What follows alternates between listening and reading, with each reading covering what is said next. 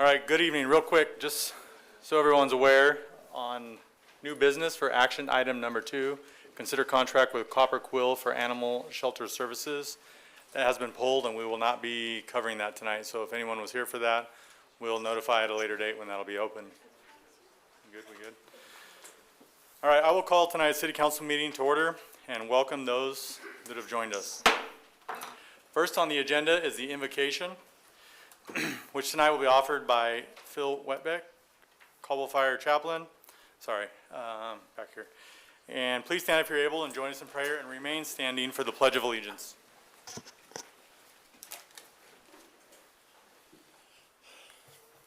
Almighty God, once again we come before you and humbly ask that you would lead us through this meeting and all of the plans for the future. We know that we live today in very turbulent times in many places and areas, so we constantly, continually pray for your safety and for your wisdom, for those who lead us, for those that offer protection for our great city, for those that give us wisdom, Lord. We know it comes from you, so we ask for it continually. Be with us tonight, Lord. I pray that you'd guide the thoughts as we progress through this hour. In Jesus' name, amen. I pledge allegiance to the flag of the United States of America and to the republic for which it stands, one nation, under God, indivisible, with liberty and justice for all. Thank you, Chaplain. All right, the next item on the agenda is the roll call. Clerk, would you please call the roll? Councilor Tillmont. Here. Councilor Stoddick. Here. Councilor Register. Here. Councilor Williams. Here. Councilor Allgood. Here. Councilor Dittenberg. Here. All right, with all council members and the mayor present, next is the conflict of interest declaration. Are there any members who have conflict of interest to declare relating to anything on tonight's agenda? Mr. Mayor, Councilor Dittenberg. even though it's not a conflict of interest under the strict definitions of Idaho Code, there is a item of business on the consent calendar regarding a contract with my place of employment. So out of the abundance of caution, I will abstain from voting on the consent calendar.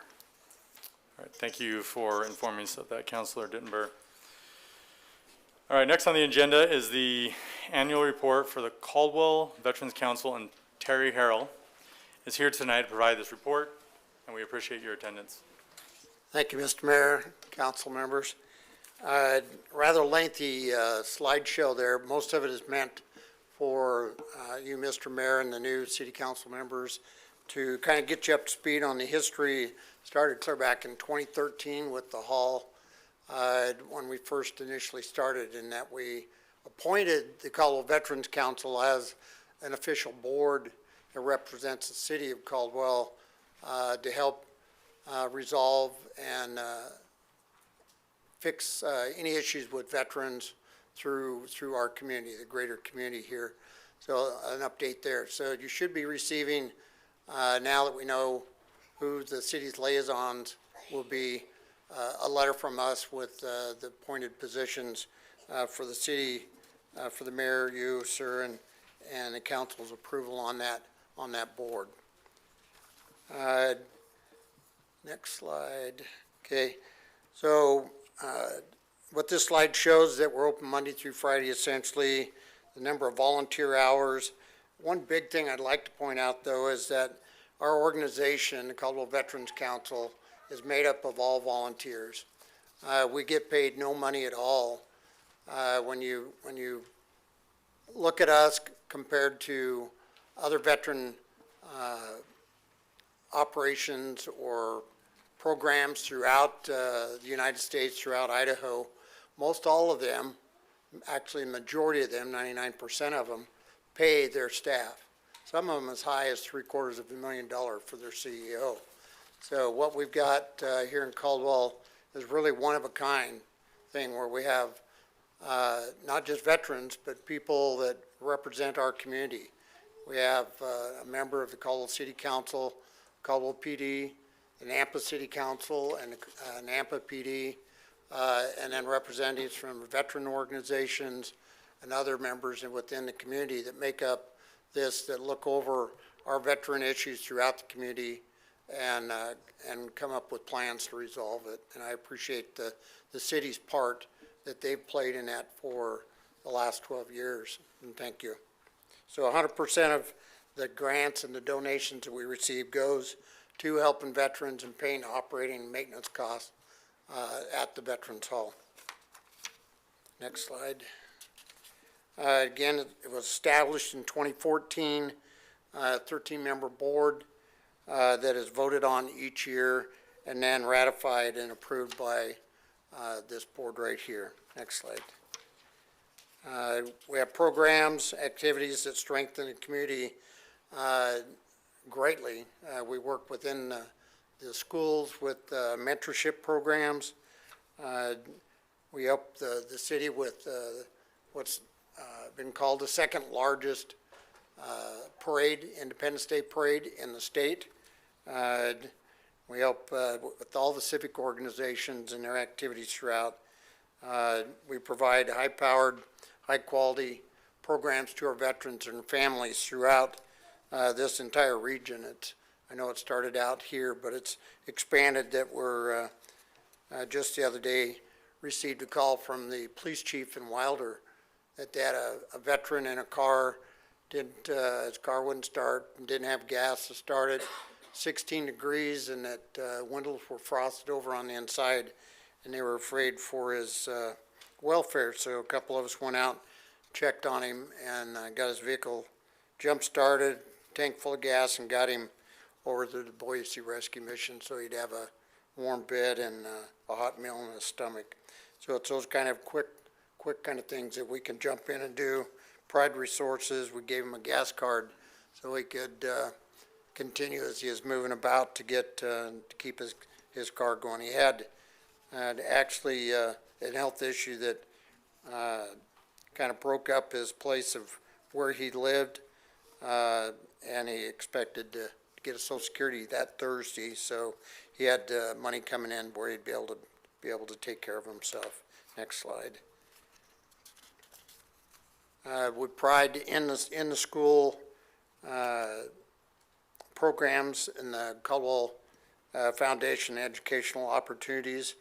There's been a scholarship established there where we had Simplots donate $5,000 and a family donate $5,000. So there's $10,000 program set there for a scholarship, which is $1,000 a year that's given out to the Caldwell School District for a dependent of a veteran or somebody that's currently serving in the military. We have an adaptive school or scout program, which we're pretty proud of. It's scouts that all have handicaps, from agility to some that have learning disabilities, etc.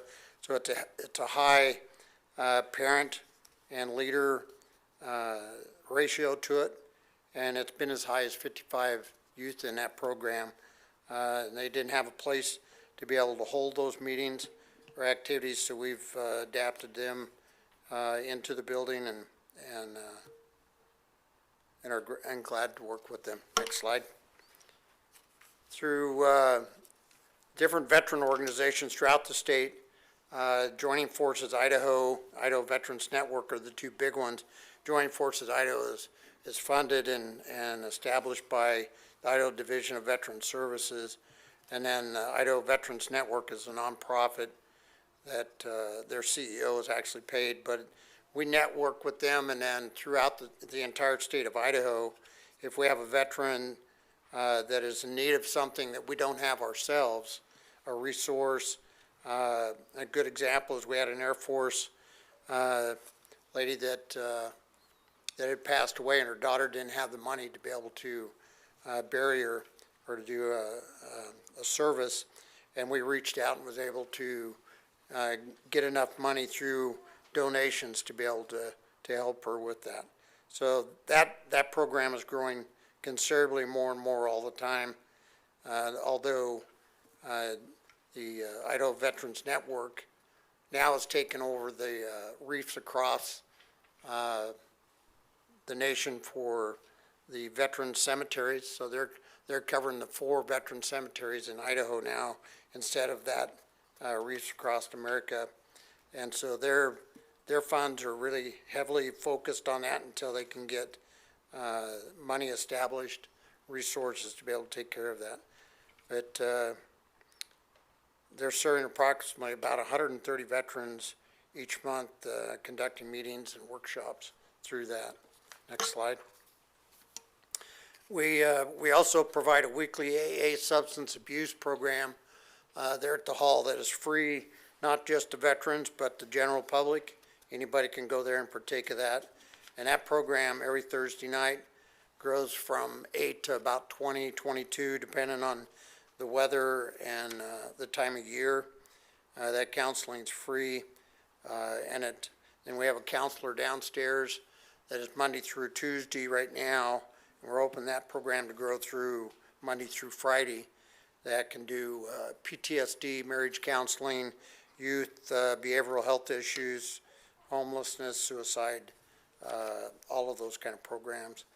A neat program that we've been sharing through our couple of police department liaison is a Compact Act, which has been established by the VA, where a veteran that is suffering from mental health crisis can be taken by himself or by law enforcement, family members, to any emergency room or hospital, and can be admitted to a resident or an outpatient course there for free. The only issue is that the veteran's got to contact the VA within 72 hours. And we've worked with the West Valley Medical and St. Luke's, so that one of their key questions they ask now is if they're putting somebody in for a mental health crisis is, are you a veteran? If they are, then those two facilities know the name of the person to call, phone number, et cetera, so that the veteran doesn't have to face a bill or something when they come back out because they weren't able to make that phone call within 72 hours.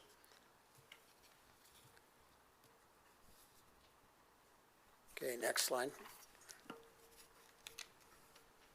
Again, we have connections with multiple resources, the housing, employment, medical, mental health assistance, legal assistance, burial, humanitarian support throughout not just the city, but throughout the entire state now. We actually had 3 cars that were donated to us that we were able to go back in and with a couple of veteran mechanics that we know able to fix those cars up and get those into the hands of some veterans where one family, their vehicle had broke down. It was their only vehicle they had for him to get to work. And it was going to cost $2,200 to fix it. And we were able to give them the very next day a vehicle so he didn't miss work. It was a little 92 Jimmy, 4-wheel drive that worked perfectly for the family, still working great. So we had another veteran that got a DUI that couldn't drive to work, and we were able to get a business in Nampa to donate an electric bike and a helmet so he could continue to get to work and provide for himself and his family.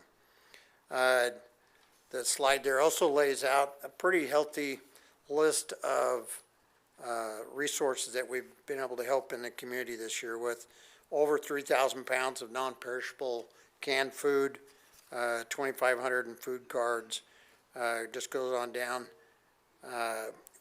With the government shutdown this last year, we were able to step in and help. There's 254 junior enlisted families that didn't have the money to buy food for Thanksgiving.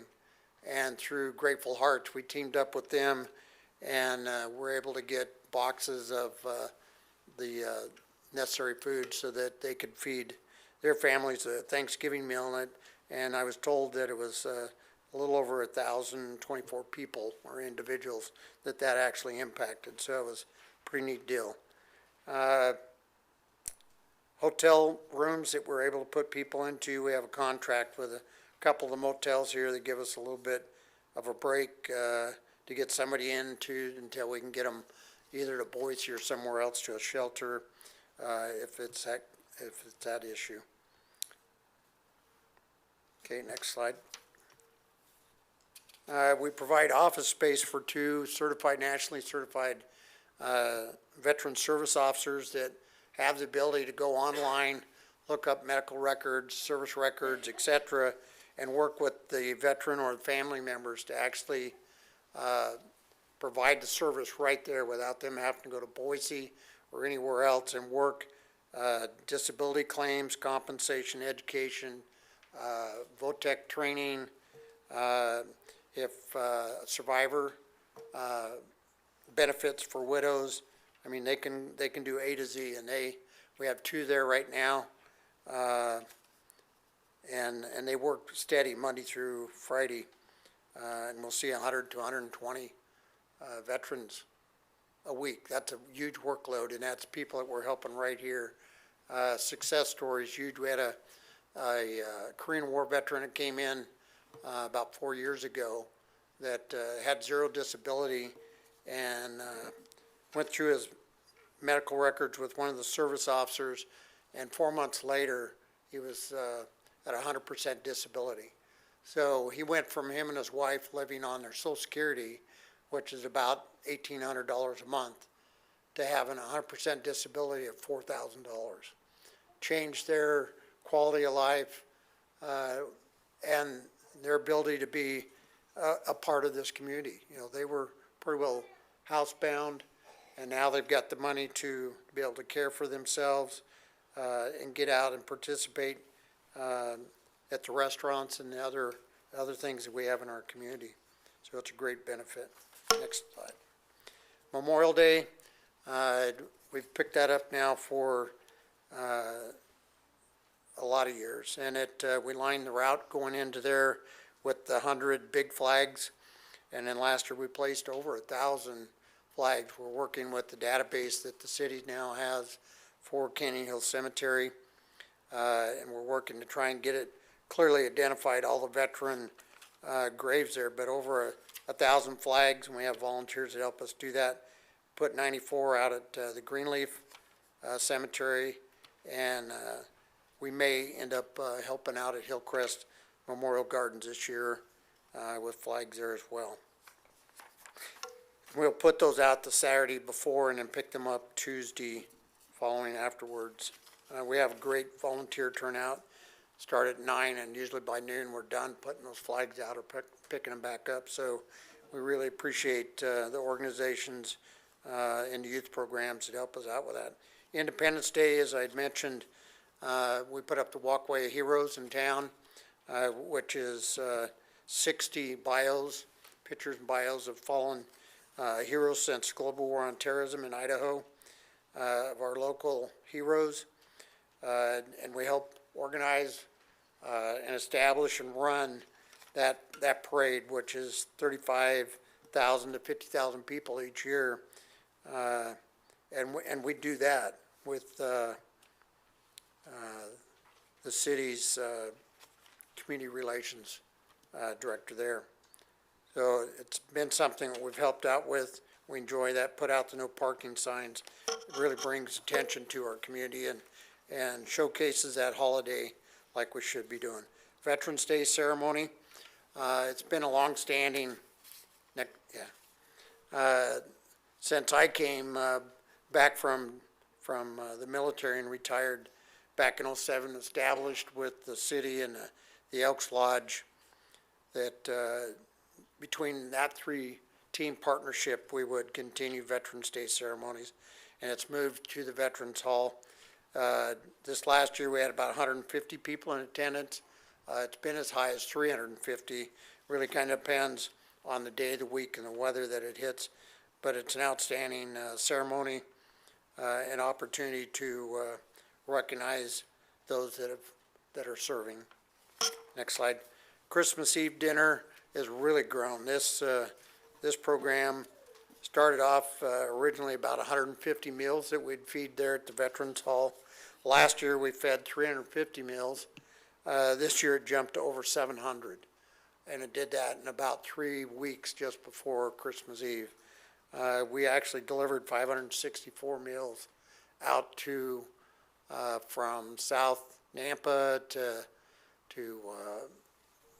out here by Sand Hollow to Notice, Parma, Caldwell. So we hit a big area, hit the women and children's shelters. In addition to that, this year, we got a head count on how many children were at those shelters and put together stockings with food items and gifts that we're able to share with the youth at that. We got the Elks Lodge that also does one a little bit earlier in December, and I think because of the growth in that and the demand, we'll probably partner together to better fill those needs. They've got a great facility over there, and we'll see if maybe we can reach out to even a bigger group. Another group that we hit there that I'll mention is that we have a lot of youth in the schools that I call couch hopping. They don't have a house, or maybe living out of a vehicle, and we were able to work with some counselors at a couple of the schools and identify those families and actually delivered food out to their homes, which was pretty neat to be able to do that as well. Okay, next slide. Some statistics here now from the Federal Bureau of Statistics, just to give you an idea, and this is from 23. Just a little over 15,000 veterans in Canyon County, which is the second largest population for the state. When you add in family members, it's just almost 46,000 people we're talking about for Canyon County. 3,300 of those are those veterans have service-connected disabilities, and 307 of them, of those veterans are females. So there is a presence here, there is a need here, and it's continually growing. The global war on terrorism, the fight in Iraq and in Afghanistan, brought us over 16 million more veterans. And that continues to grow. And you think as they get married, the families that are impacted by issues that affect our veterans, and that's where we're focusing our time. But something I really like to bring to attention is that through our veteran service officers, our programs that we work to help veterans get jobs and improve their quality of life and be a part of our community, they bring back $224 million annually into the county. $224 million. I can't think of another single thing around here that would impact economically the city of Caldwell or Canyon County than that. I mean, our nonprofit organization there is doing yeoman's work in doing what it takes to take care of our veterans, and I think we all for the past 12 years now can be very proud of what we're doing there. Next slide. In addition to everything else that I've laid out, between the DAV, our veteran organizations, and our humanitarian programs, we've given, in addition to the food and the vehicles, $47,000 out to veterans in our greater community. And our greater community is, if you're a veteran that is impacted in our reach, then we're going to help you if we have the ability to help you. Because that veteran that was in Wilder that I got the phone call from was in Nampa when he got evicted from his house, and he found the truck stop on Highway 95 where he pulled in and went to sleep, and it was 16 degrees the next morning, wrapped up in blankets. So it can be right here from Caldwell, it can be from anywhere, and we owe it to our service members to take care of them. Next slide. We have a shower. When we were building the facility down there, we put a shower in there at the last minute, thinking, okay, if we have homeless veterans that come around, they're probably going to need a shower. And it still gets used, not quite as much as it used to, but it does get used. We just used it with that veteran that we went out and picked up at Wilder, put him in there, got him cleaned up, got him some clean clothes, personal hygiene items, and a hot meal, and then got him taken care of over at the Boise Rescue Mission. And so it's neat to have that there. We're also a cooling station for the city of Caldwell. That is kind of hit and miss. It's difficult to really, when you're not open 24 hours a day, or have a smaller facility, it's hard to really make a difference there. But we are available if the city needs us to help with that. Next slide. We are taking a look, and our board is probably, Chuck could tell you that our board is probably more diverse now than it's ever been in the past, with the inclusion of NAMPA into the board, business owners, the police departments, then we have a service officer, trainers that we've got a couple more new veteran groups that are coming into this area. They're going to be a part of that. One of them is the Special Forces chapter. We look at meeting the needs of those, and the people on the board work with us through their organizations to make sure that the programs that we're putting on are meeting those needs.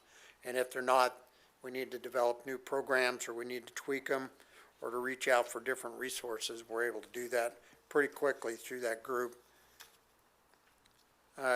Also, would like to let everybody here know that we don't get federal or state funding. Never have.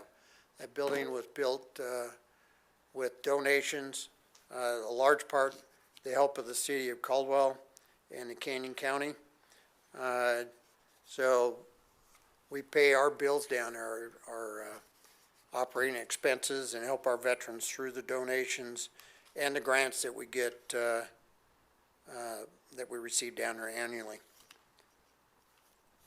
We are working to strengthen our collaboration and partnerships. We just brought on a new organization, Building Stronger Veterans, veteran-owned, disabled veteran that works building construction, has lots of contacts through that source. And so he gets veterans that are transitioning back in, that are having a hard time finding work or keeping work. And we bring them in there for counseling. They work with them, and then he works to get them a job, and then work to get the resources so that they have transportation, the tools, and the other things that they need. In closing, Mr. Mayor, Council, in the past, you've been very gracious and helped us with an annual grant that you've given us to help pay for the expenses and the costs that we have there. Costs, as you know, you're running the city and you've seen huge increases, and I know revenue shortages, but it's no less there for the hall for us. Operating costs can continue just to go up. Just painted the building to get it, to keep it up, and it's $18,000. $18,000, which I thought was a pretty good deal for a building that size. So I ask that you consider us in your budget talks. I know you'll start that soon. And ask that you include us for $30,000 grant, as you have. Didn't this last year, but the prior years. With that, I'd open up for questions or comments. Thank you, Terry, for that. That's a lot of good information, and just shows how far you guys were able to help not only Caldwell, but the county as a whole. Any questions? Councilor Stoddard? Yeah, Mr. Mayor, I just want to make a few comments. I've been on the board since they started. I don't do social media, but there's a friend of mine sent me some comments that were very derogatory towards the hall here recently from the Veterans Garden, that we're a private club, and I think it's pretty obvious we're not a private club. We serve everybody.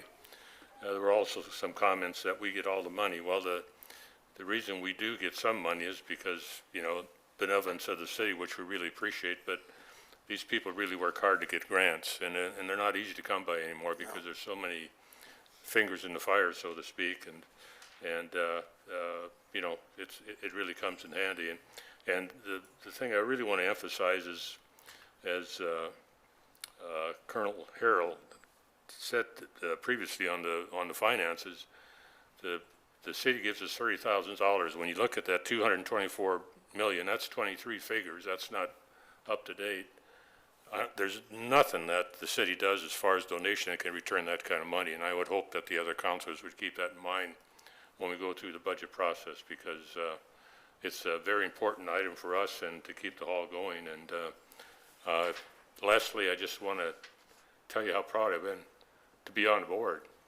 It's been a good experience for me. I too am an Army veteran, and appreciate what all you guys do, and I'm sure Mr. Dittenberg is going to carry the flag for us and do a good job in the future too, so thank you. We'll work him over if he doesn't, so. Okay. Thank you, Councilor Stoddard. Anyone else? All right, seeing none. Real quick, I want to recognize our veterans out in the crowd. So those that are here that are veterans, please stand up if you're able.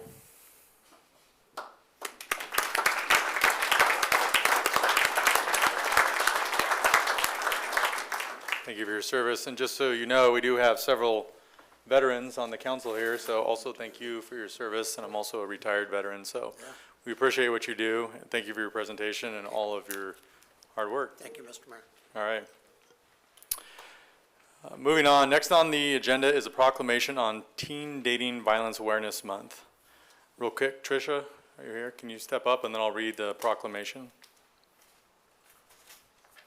All right, Teen Dating Violence Awareness Month, City of Caldwell, February 2026. Whereas teen dating violence is a serious public health and safety issue that affects young people across all communities regardless of gender and race, socioeconomic status, or background, and whereas 1 in 3 adolescents in the United States experiences physical, emotional, or verbal abuse from a dating partner, often beginning as early as middle school.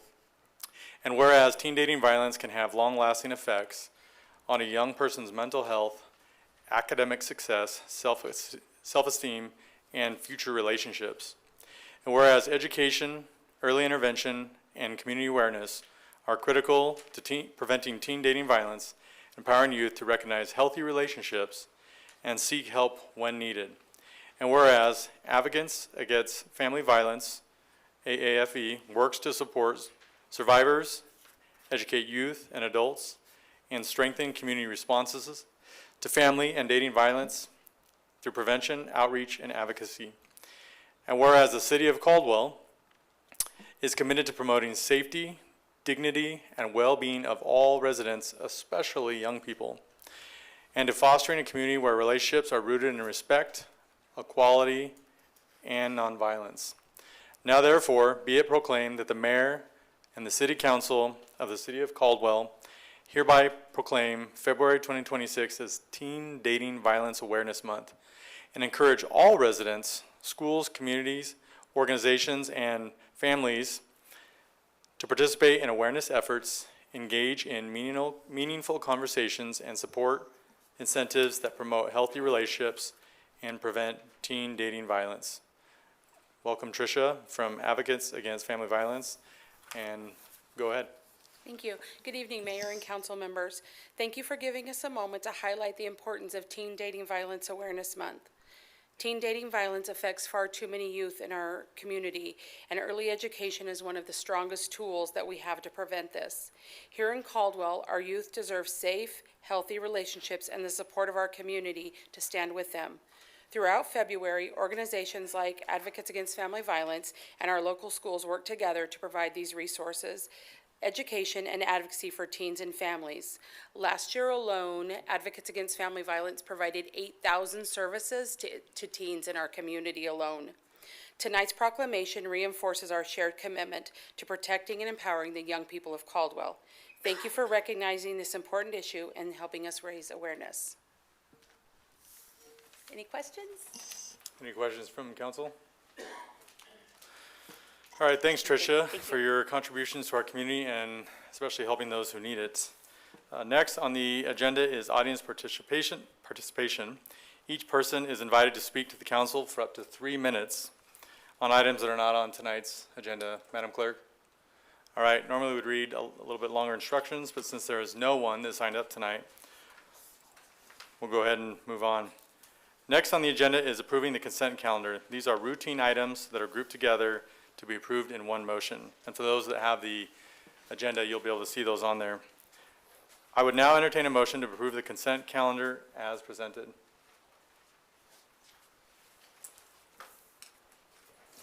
So moved. Second. All right, I have a motion and a second. All right, all those in favor, vote aye. And any nay?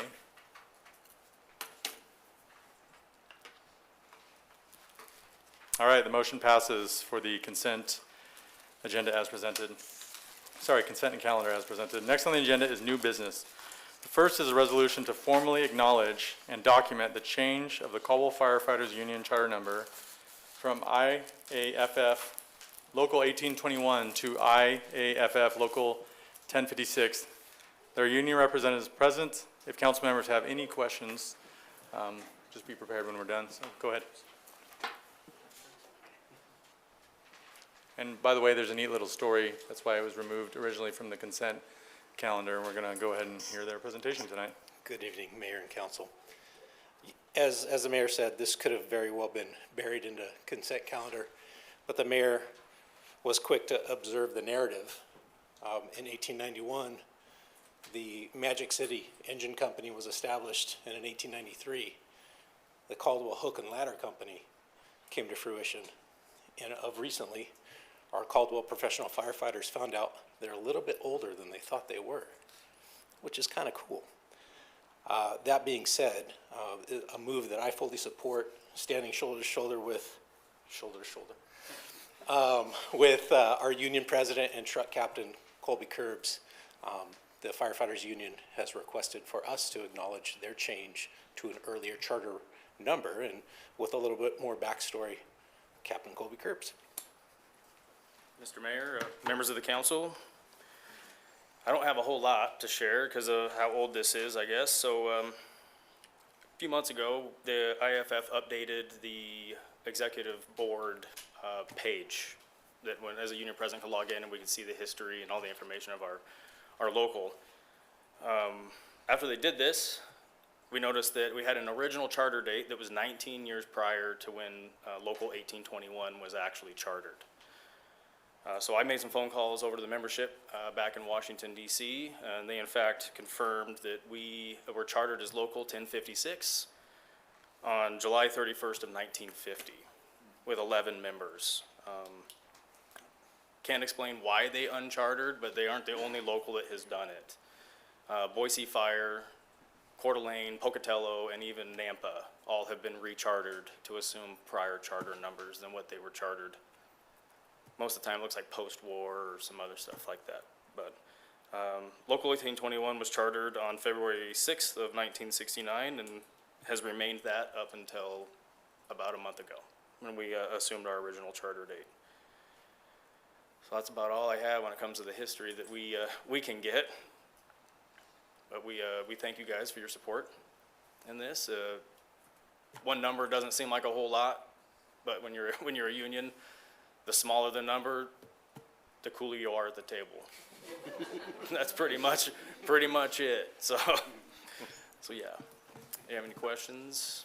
All right, thank you for that. Any council question? Who had their light on first? Oh, sorry. All right, council, all good. Do you want to go ahead and start? All right. Nobody? Nobody?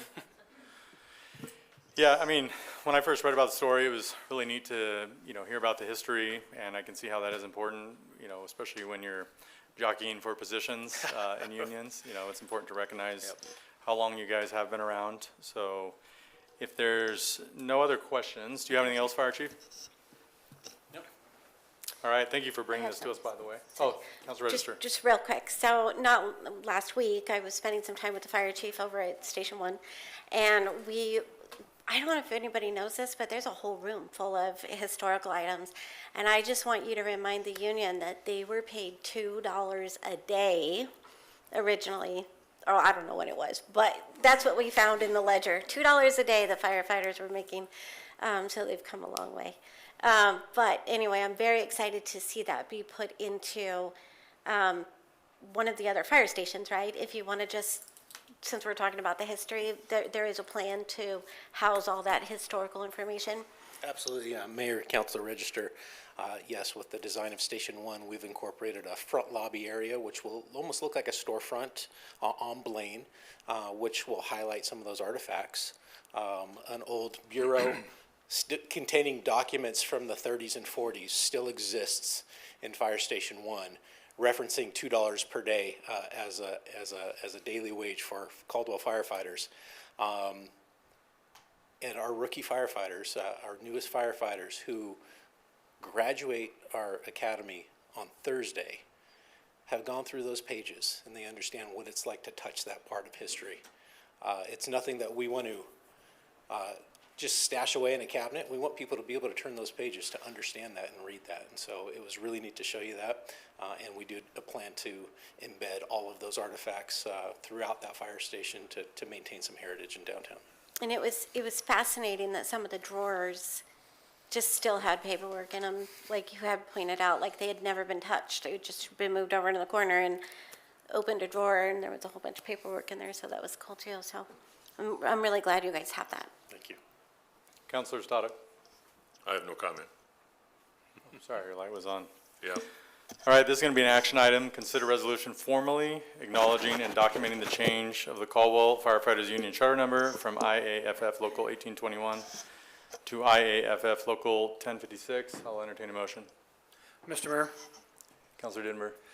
I make a motion that we approve a resolution formally acknowledging and documenting the change of the Caldwell Firefighters Union Charter Number from IAFF Local 1821 to IAFF Local 1056. All right, I have a motion and a second. I have a motion and a second. All those in favor, vote aye. And all those not in favor, vote no.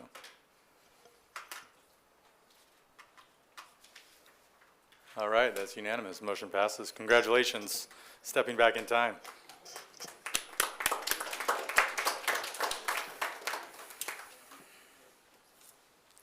All right, as we stated earlier, we're going to move past what was originally item number 2 for Copper Quill Haven for the Animal Shelter Services. It's not ready for consideration tonight and will be put on a subsequent council meeting agenda. Did anyone have any quick questions on that? That's correct, legal, right? All right, we're going to go ahead and move on. Next on the agenda is considering the mayor's appointments to the following city boards, commissions, and committees for city confirmation as specified in Caldwell City Code Section 2-06-01. All right, we're going to start with Golf Course Board, Councilor Tillmont. Audit and Finance Committees, Councilor Allgood and Councilor Tillmont. Council Executive Airport Advisory Board, Councilor Stoddard. Downtown Parking Advisory Board, which is a non-voting liaison, Councilor Register. Parks and Recreation Commission, Councilor Williams. Library ex officio, Councilors Allgood and Councilor Williams. Historic Preservation Commission, which is an ex officio position, Councilors Dittenberg and Williams. And Mayor's Youth Advisory Council, Council Register. There are also appointments to these boards, commissions, and committees representing the City of Caldwell Senior Center, which is going to be Councilor Tillmont. Veterans Council, Councilor Dittenberg, and the Caldwell Urban Renewal Agency, Councilor Stoddard. I would entertain a motion to confirm these nominees.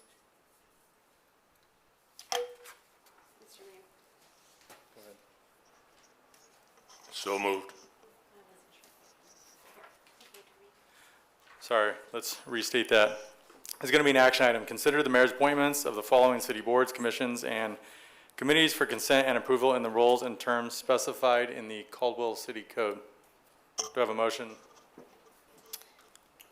Mr. Mayor, I move to approve the mayor's appointments to the following city boards, commissions, and committees for consent and approval in their roles and terms specified in the Caldwell City Code. Do we have a second? Mr. Mayor, I'll second the motion, but I do have a question about the nominations when we get to that point. Okay.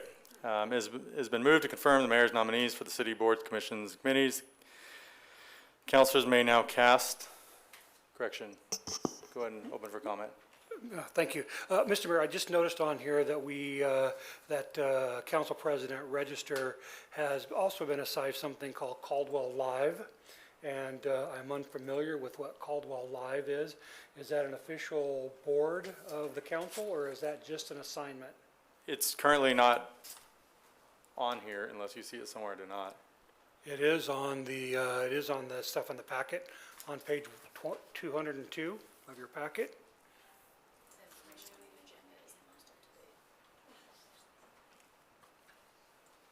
Hold on, let me switch over.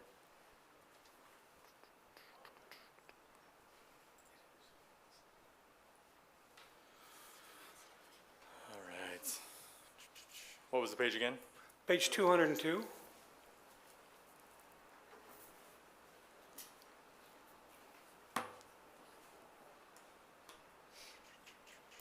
lot of pages. So that's the list. That's not currently on the agenda. We just need to make note of correction that that currently is in process, where it's going to go before city staff, and then at a later point, we'll bring it before you for consideration.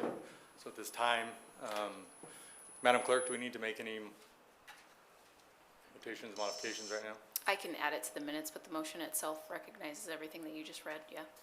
Yes. Does that suffice, Counselor Dittmer? Yes, that's fine. All right. Yeah, that'll come at a later time. Okay, And thank we'll you. notify you on the future agenda. Thank you for noting that. All right, where are we at? All right, go ahead and open the vote, and the council members may now cast their votes electronically. For appointments, yes is in favor, no would be not in favor. All right, that is unanimous. Next item on the agenda is the finance report. Raylene? Mr. Mayor, my last duty on the Finance Committee. Sorry, Councilor Stoddard. I move that accounts payable amount of $3,602,779.20, represented by check numbers 191082 through 191441, and electronic payments and payroll for the amount of $958,364.84, represented by checks number 4702 through 4711, and direct deposits be accepted, payments approved, and vouchers filled in the office of the city clerk. All right, does any councilors have any questions for Raylene? I just second it. All right, I have a motion and a second. No questions. All right, this is going to be an action item for the finance report accepted by Caldwell City Council. Those council members now cast their votes electronically. All right, it is unanimous for approval. All right, the next item on the agenda is reports from the mayor and council.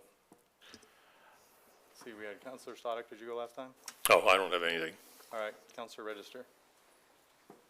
Councilor Williams? Yeah, Mr. Mayor, thank you. I just wanted to comment how much I enjoyed my visit with you last week, but also wanted to let everybody know we are still talking about the quiet zone. We talked about that, and that bid is set to expire 30 days, and so we talked about how we really don't want that to cost the taxpayers more money. That bid that we got was 80,000 under the next highest bid, and so that's an important thing to consider as well. The laws regarding competitive bidding we need to keep an eye on that and the fairness in the process. And just to be sure everybody knows, this isn't a new project. This has been going on for years and years. In fact, it's already been approved. So what is being considered here now is just the approval of the bid, because the appropriations have already been made for it. So it just seems like the longer we stall, it almost is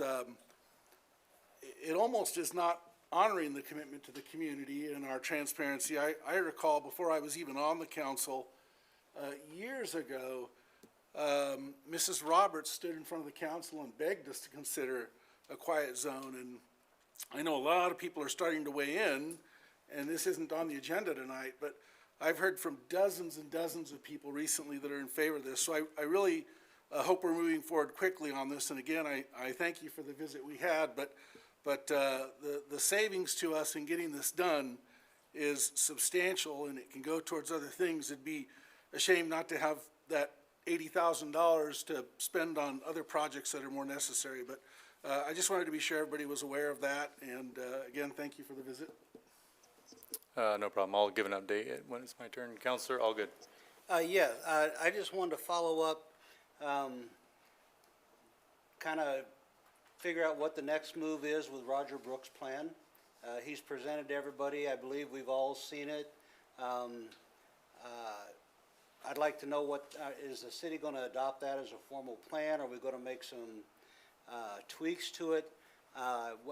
What's the next move? I don't have any idea what the council, the mayor's intention is, but I'm just curious where we go from here so we don't lose steam.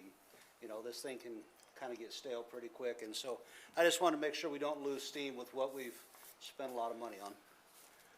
Thank you, Counselor Allgood. Counselor Denver. Counselor Tillmont. All right. Couple things. Real quick, we're going to start with Bruce Mills, which will lead into the quiet zone. And Rob, if you'd like to come forward. I just want to give a quick update on the Caldwell High School.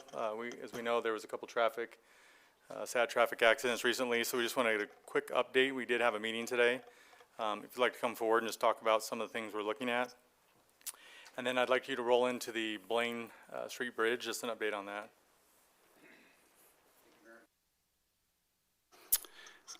We met today with the principal for Caldwell High School, and some of the things that we've been doing out there, as you may know, recently within this last year we installed,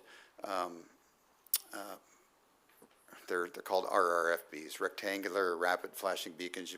They're push button activated and they flash yellow.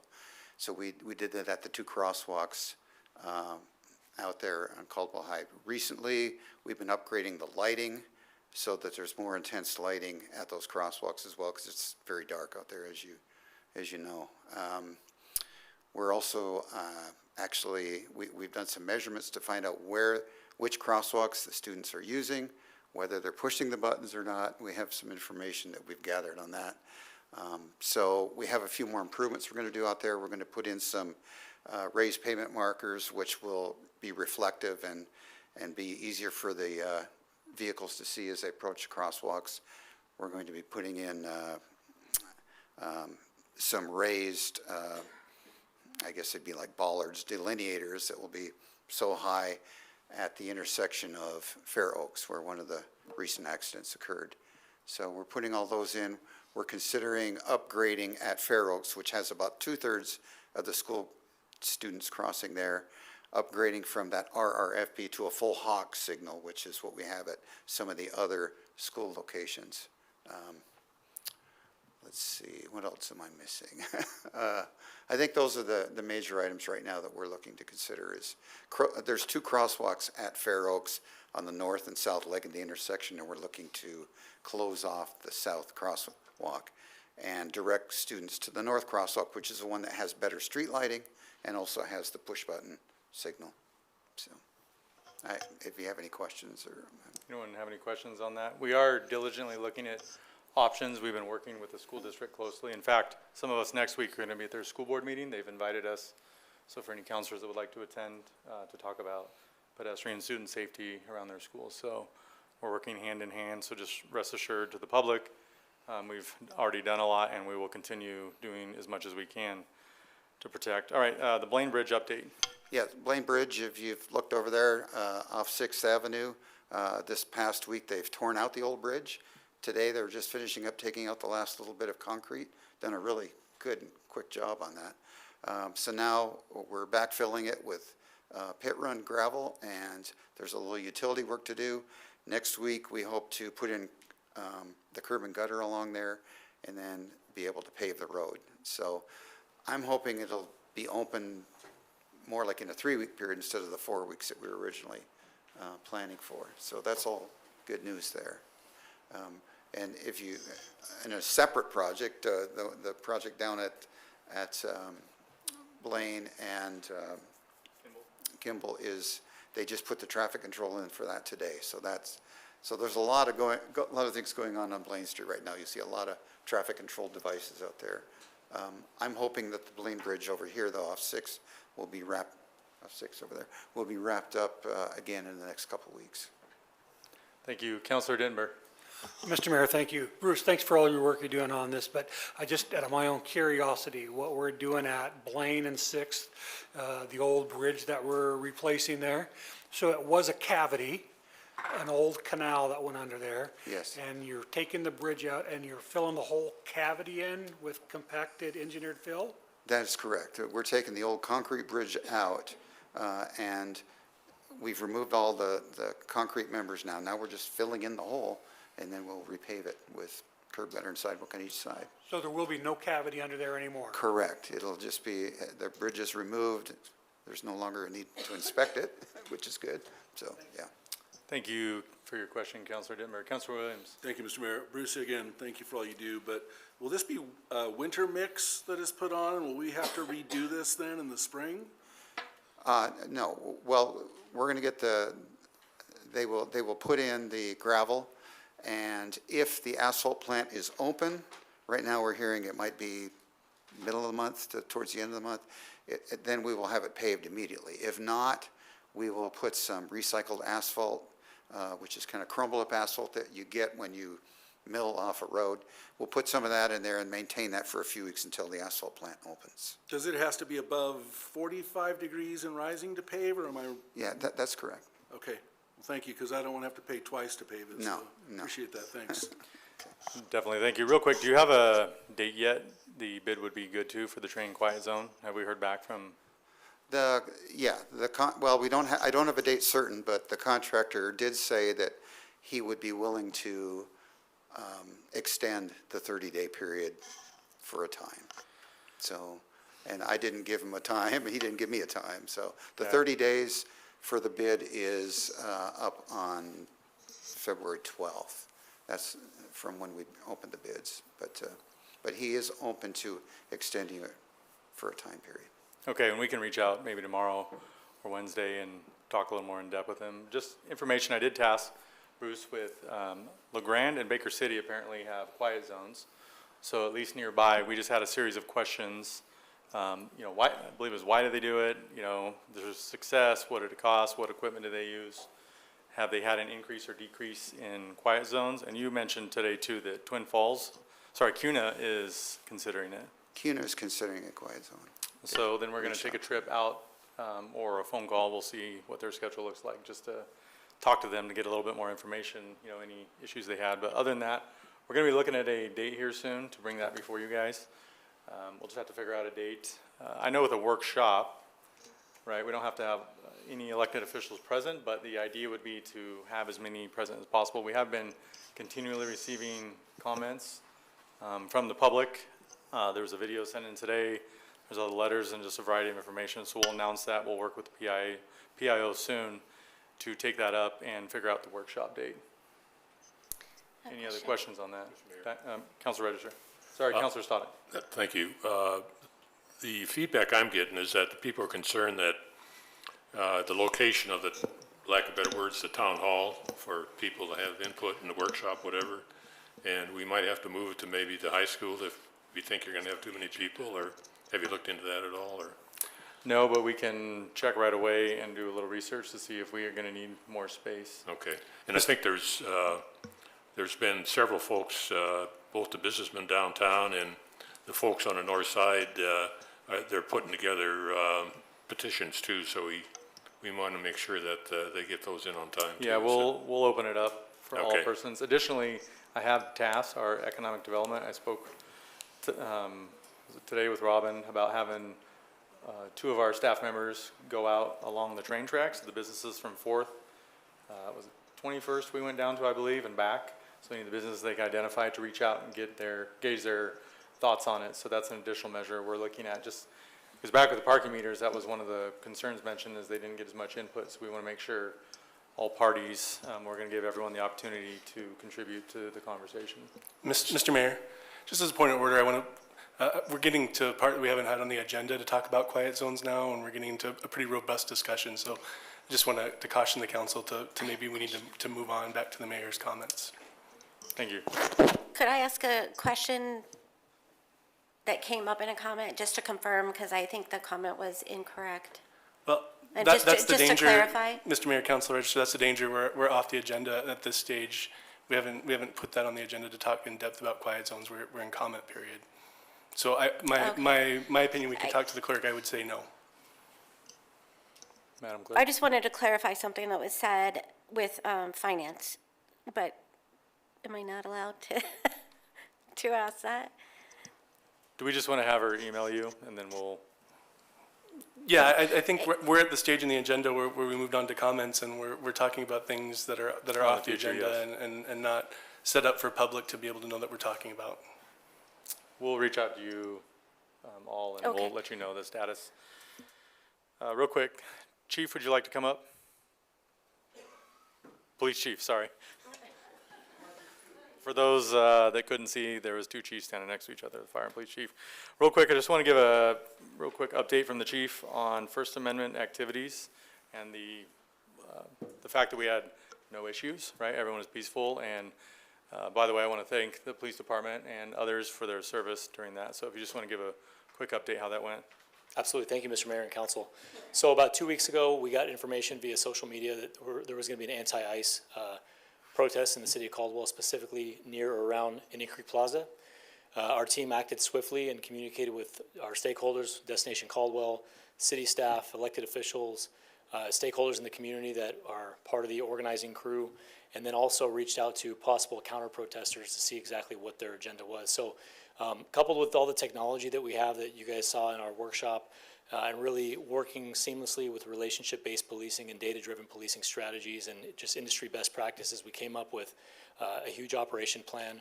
I want to give a shout out to Lieutenant Damon Rice. He was our ops chief back there in the corner, and really coming together and mobilizing our resources to come in and deploy them effectively and maintain the peace. And so our objective in any type of these First Amendment demonstrations is to maintain a peaceful protest, but really to protect life and property. And so we went into it with a crowd management type of mindset. We had officers on bike patrol. We had officers in the crowd undercover, just getting real-time information in our real-time information center, and worked seamlessly. So it went so well 2 Fridays ago that this past Saturday, the same organizer who lives in the city of Nampa came back over to the city of Caldwell and did another demonstration that was larger than the first one. It was on Saturday here down the street from us at 6th and Arthur. And everything went well, and there were no issues. So the protest lasted about 2 hours. No arrests, no uses of force, no complaints, nothing. It was very peaceful. We facilitated a march around the block for about a half an hour. Two individuals identified came in a car that possibly looked like bad actors from a different city in the state, and they were identified using our real-time information center technology, and they were contacted and went about their business without incident. So just really proud of the men and women that work here, that continue to show up and are deployed. The only thing I will say as a council, we're coming into budget season. These are very we incur a lot of overtime. So we are asking our men and women to forfeit their Friday nights or their Saturdays and come in on overtime. Normally they're off, and to mobilize our resources. So that's a huge suck on resources. But you know, the fact is that no one went to jail, no one went to the hospital. Officers were great. So it doesn't matter how much we necessarily pay. We have a peaceful day in Caldwell, and that's always a victory. So we will be coming to council and asking for a specific line item for these First Amendment demonstrations in the future, because I don't think they're going to go away anytime soon, given the political climate in the country right now. And I'll stand for any questions. Thank you. Thank you, Chief. Councilor Stoddard. Mr. Mayor, Chief, there was a couple of folks contacted me whether or not they need a permit to do that. Do they need a permit to protest like that or not? No, sir, not. They don't. Mr. Mayor, Councilor Stoddard, no. United States of America, if it's, it's their First Amendment right to assemble and peacefully protest. Now, if they want to take over a city street or some sort of roadway, then they would have to file a permit through the city clerk's office.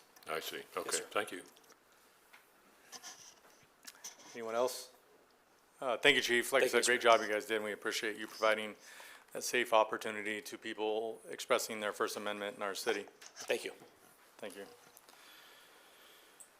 All right, the last item of business is an executive session. Tonight's executive session will be pursuant to Idaho Code 74-206, paragraph C and D. So this will, as I said, be an action item, entering into executive session pursuant to Idaho Code 76-206 subsection C to acquire an interest in real property not owned by a public agency, and D, to consider records that are exempt from public disclosure. Mr. Mayor, Counselor Denver. I make a motion that we enter into executive session pursuant to Idaho Code 74-206 subsection C to acquire an interest in real property not owned by a public agency, and to D, consider records that are exempt from public disclosure. Second. A motion and a second. All right. Counselors, please vote by electronic. Mr. Mayor? Yes. Under Idaho law, this requires a roll call vote that the Sorry, clerk roll can call run us to. vote. I didn't say it on there. All right, Madam Clerk? Tillmont, Yes. Stodic, Yes. Register, Yes. Williams, Yes. Allgood, Yes. Dittenberg. Yes. All right, the motion to enter into executive session passes. We're now adjourned, moving into executive session. Thank you for coming tonight.